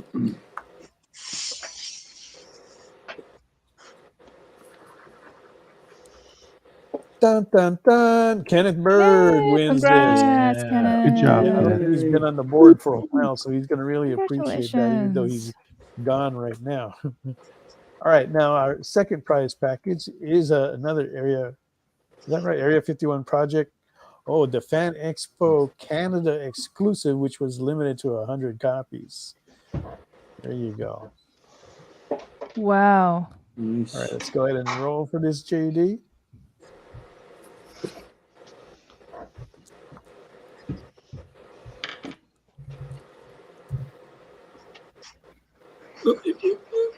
Wow. Stevie, congrats. Woohoo. Congrats. Well done, Stevie. Okay, and now for the third one, it's actually a copy of Rise #1, cover C, which includes 2 triple-page spread foldouts, and there's one of them there. Right, so you can get this. You're lucky enough you get this first issue. Don't forget to back the latest issue and get the complete series. Okay. Let's go ahead and roll for that. See who our lucky winner is for Rise #1.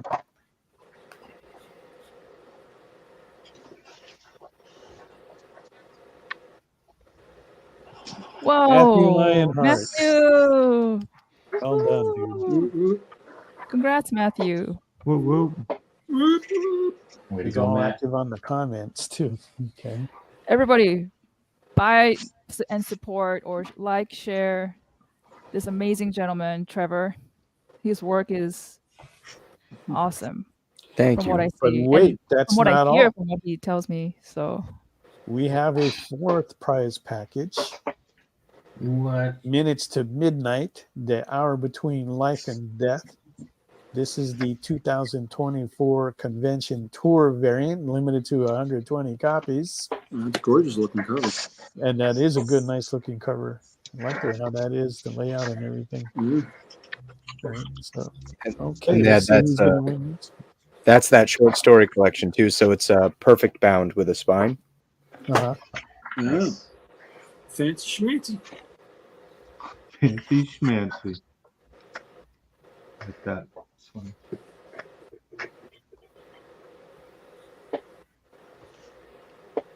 JG Art World gets that one. JG. Yay! Congrats. JG's All right, so don't forget to fill out the form if you are a winner. That'll Trevor, be, I have a coming up in question. the comments. And I do want to, we do have a bid on the Black Cat. I believe that went to 125. Is that correct? But yeah, I believe it's at 125. So we are looking for the next bid of 130 for that. And we're still looking for a bid for Mog's Scarlet Witch, and for John's Mary Jane, and for Nathaniel's Beetlejuice. Okay, Mog, you had a question? Yeah. Have you ever had what is that thing called? A guinea pig as a pet? No. Never? No. Where did That's that pretty come random. Go on. You look It's like getting late. you look like You look like you would have that. Yeah. I feel like you like animals. You like, pets. And I was thinking like something really small and cute. I thought you might like that. No, I haven't had a pet in a very long time. I'm like so in on like working and like building the comics career. I was like, I don't have the time for a pet. And then also like, God forbid you get like a super sickly pet that requires a lot of medical stuff. Like that's the difference between having a pet and like paying my artists. So I'm like, I would rather make sure that I can get the work done. And when I'm older and slower, I think maybe I'll get a pet. But Really? Okay. Mog is like, I had this guinea pig I was about to send you, but I got a whole family of them. Mog, are you So still? nobody here has a guinea pig? No. Oh no, because we're all adults here. No one? we used to have a class guinea pig in second grade. Yes. No, it's a pet. Not like you dissect. Oh, class No, guinea no. pigs. Is that a pet? Yeah, pig is a it was pet, like but it was not like for a class adult. pet. You would Oh, okay. yeah, Good. we didn't dissect I guinea do pigs. keep Mog as a pet. Oh my Jesus. Yeah, right. Hey, Drew. It's like Oh my a God. Let's go with it. Drew is in the house. Thank you for stopping by, dude. I Sorry was about waiting that. for that left field shot in there. There it is. I was really curious this whole time. Well, Mog, I'm supposed to be getting a duck for my office pretty soon. Oh, really? A real duck? Yeah, I've raised them before, and my husband finally caved and said I could get one. Oh, which kind? There's so many breeds. What kind? It's one of the call ducks. They look like a mini Peking. Yeah. Oh. Oh. Are you Like gonna get that shiny green head. Did I get what? Shiny green head. I think you muted. Am I muted again? No, yeah, no. something got muted. I think on my end. he asked, is it the one, the shiny green, the neck? It's like a The peacock. shiny green heads. Yeah. No, they're solid white and they're like hand size, like they're really tiny. Oh, that sounds cute. Wait, do you harvest the eggs? You can. I know some people that would probably get them from us.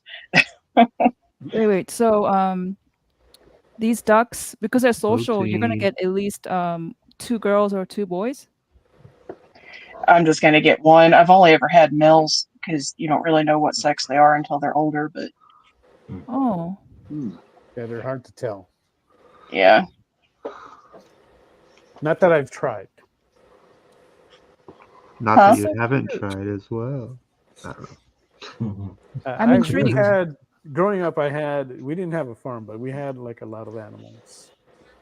We had dogs, chickens, pigeons, all kinds of stuff. Any guinea pigs? I had guinea pigs later Yes. on, and that's the reason We had why 13. Mog was asking that. While I was in Hawaii, I decided I would get some guinea pigs, and we had them, and Mog didn't really care for them in the beginning.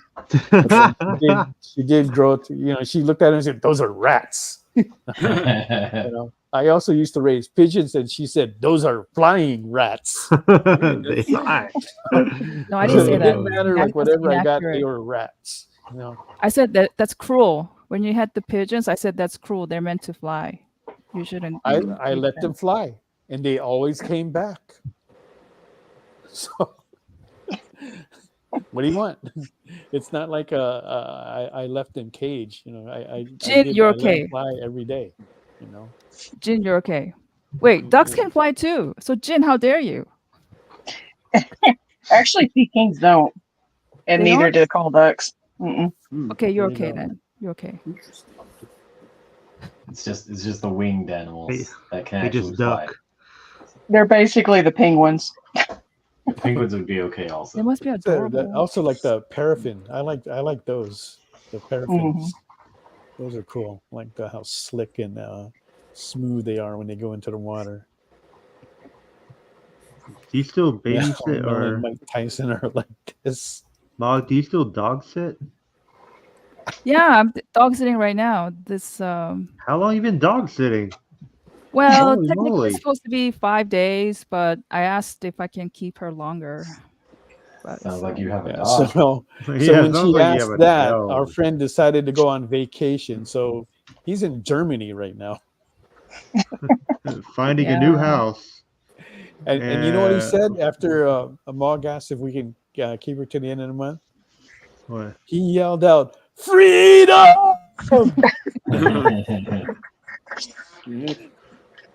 But dogs are amazing because they force you to walk.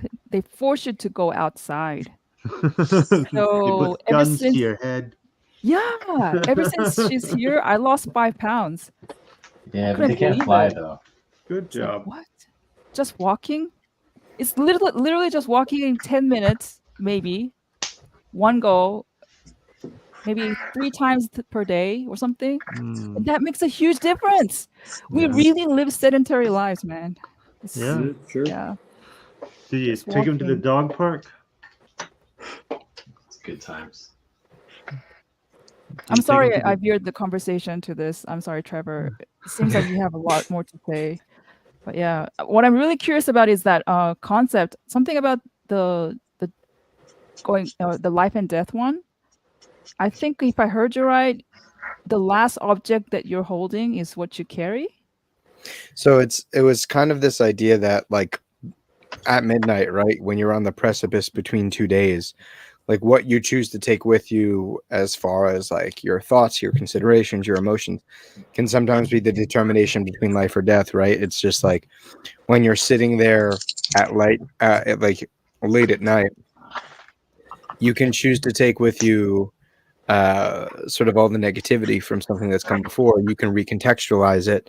You can start anew, right? That's like part of the benefit to closing your eyes and opening the next day and being able to approach it differently. It sort of plays with that philosophy that it's about perspective and the perspective that you choose to take with you from one day into the next. So All right, let's go around the room. How is this? Derek Neiman wants to see everyone's work, so you can get your final bids Using in. Mog again. And here is Mog Oh. with her Scarlet Witch. And Scarlet Witch going into full swing, casting her spell as well. Oh yeah, looking There you good. go. Still looking for a bid of $100. If not, if it doesn't get a bid on, you'll see this definitely at New York Comic Con, but it will not be 100. Yeah. Okay. And next up, we have John with Mary Jane. All done. Looking for a bid of Finished. 65. Really really cheap price that John is asking for, and you're getting the full view of that there. She could be dancing for you right now in your bedroom. There you go. And then next we have is Jen with her black cat that has a bit of I believe 130, is it? Yeah. Is that right? From Stevie B. A little Thank bit you. of a battle going on there. Wow, that's I just looked up from my notes. Said that's looking really sharp there, Jen. Thanks. Oh yeah, I love those And lights. she's adding more Oh my stuff on god, there. added more colors. More colors, highlights. You see the flash bombs going off all around her. Great. And, It almost reads like Dazzler. yeah, okay, that does have a bit of a Right. 130 from Stevie B. Dazzler. Next, we have another spellcasting witch from Sean, which has a bit of $60 from Ilya, who also just placed a bid on that black cat for 140. Oh, awesome. Nice. Oh, Stevie told me that Jin and I, he owns the most of our work combined, but Jin is now leading me by one piece. It'll be 2 pieces tonight if he gets this. wow. There you go. Okay. It's a It's all right, Stevie. I competition. take no offense. I'll still send your art out. So Sean, I was Yeah. wondering, maybe the reason why at Memphis everybody was staring at your wife is maybe they don't I get to lived see there much. for over 20 years. I know Wait. why they were staring at my wife. Oh, I thought it's because they don't get I to see know much of why. Asians. No, Okay. I know Mog, there why. is no confusion So as to there's a why. reason why the Martin Okay. Luther King Museum is there for when he Oh. got shot there. Oh, okay. I didn't know it was there. Yeah. Sorry. Yeah. Yeah. It's there's a lot of like look. Call it as it I is. left that place Yeah, it's a lot and of I racism. did not want to look back. Okay. Oh, I'm glad you're out then. Yeah. We're actually I'm going glad. to see my family in like October, and I haven't been there in like 5 years, and we're just like, holy shit. Do you sometimes like when you're You got when you're this. in the bathroom taking number 2, do you sometimes like think, oh God, all the nostalgia of your childhood come back to you? Yes. And you're like, How did oh you yeah, know? my mom, my dad, like that? No. Once that starts happening, and I feel that, I just open Instagram. So That's a way to start. Okay. Okay. and then I'm like, all right, now I'm not thinking about that. Yay! No, my Okay, we've got a parents few are more minutes. great, Let's but it's just take a like, look yeah. at Nathaniel's Beetlejuice and Spawn piece. Yes, That is Beetlejuice. also looking for a bid of $50. That is like way too cheap, guys.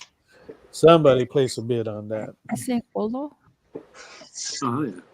Is I know, Ilya. Number 2, right. Another one out of left field there again. Look at that. Olo. Olo. Yeah. Oh, that's the last 4 letters of my last name. That's how I sign all my drawings. Yeah.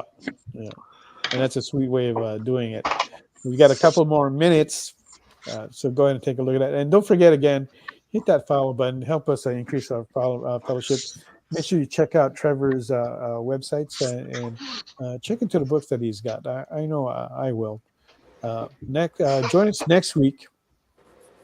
We're taking a little bit of a different turn. I'm actually I'm bringing on a creative who is actually a writer of novels, but has delved into the comics industry. But I just thought that the books that he was writing was kind of interesting, and I wanted to take a little bit of a look on that. So I'm bringing him on next week. John Stinsman will be back with us then as well. Am I? You sure? Yeah, that's October 3rd, dude. That's our stuff. We've been verifying this so many times now. It's been me that's been like screwing up, but yeah. Yes, the 3rd. Yes, that's correct. Okay. 3rd and 24th. Right. And Ilya just upped the bid to 150 on Oh that no, website. Stevie. Thank you. Please, Stevie. You need to save money for your daughter. Remember you love your daughter, right? So Gotta get her a guinea pig. get her a guinea pig. One minute left, guys. She got a husband, so I don't know. Yeah, I gotta look again. We'll get Erwin Papa back on here as well. along kind with of funny, a lot Mel. of other guys. Steve Later on Vendetta this said, year too, we're going to have some very special events. So be sure that you check in with us. I believe on, let's see, October 10th, right? We're going to be we'll be seeing Drew at New York Comic Con, but the week before that on SketchUp, he'll be with us that night, along with other guests that will be, other artists that will be at New York Comic Con. So if you're looking for a big night of art on SketchUp, that's going to be the night to watch for in 2 weeks. Okay, so pay attention. We'll have and we're going to be doing something. I'm going to be doing something a little special, a little bit unorthodox on that show that I will be making an offer for. Right, so you're tune into that show and find out what that's all about. Okay. All right, I want to thank you guys for coming on the show. Trevor, it was great to see you. Looking forward to see you too at New York. Sean, we'll see you next week as well. Yay. John, Jim, always great to have you guys. And Mog, well, I got to live with you. Good night, everyone. Okay. Wow. Bye. Twitch, it's not just what happens when you have too many energy drinks anymore. Check out our content over there too.